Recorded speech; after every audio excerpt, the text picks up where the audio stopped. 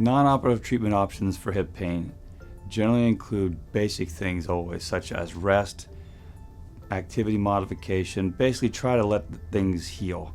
Depending upon what else we find, it could also include physical therapy that really revolves around basic things such as stretching and or strengthening muscles that might need more strength, and then anti-inflammatories, other things that we think might just be simple medical things that you can add to the regimen to make it feel better.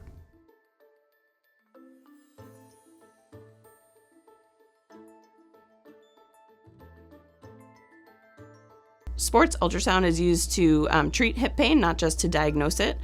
So the treatment process, it's usually used as ultrasound guidance of needle placement. We use the ultrasound to direct the needle and whatever injectable solution we're using to treat that hip pain. So we can do steroid injections to help with inflammation and pain.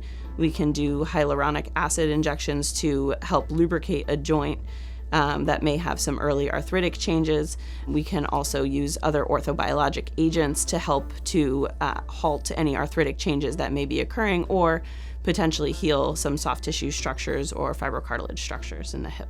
Regenerative medicine, or sometimes referred to as orthobiologics, it's when we use the body's own healing properties or the body's own products to heal an injury or to help expedite healing of an injury. Sometimes we use things like shockwave therapy or extracorporeal shockwave therapy, which is sound waves used to stimulate the body's own healing process. Sometimes we will also use the patient's own blood that we can spin down and take off that platelet-rich plasma layer, or PRP, and that can be used and injected either into the joint or into soft tissue structures to expedite with healing. Shockwave therapy is a newer modality that we've been using in the regenerative medicine and orthobiologic world. It is ultrasound waves or sound waves that are used to help induce a bit of an acute inflammatory response that then brings some blood flow. It's best used for chronic inflammatory changes in tendons, but has also been used in non-union fractures and other things like that.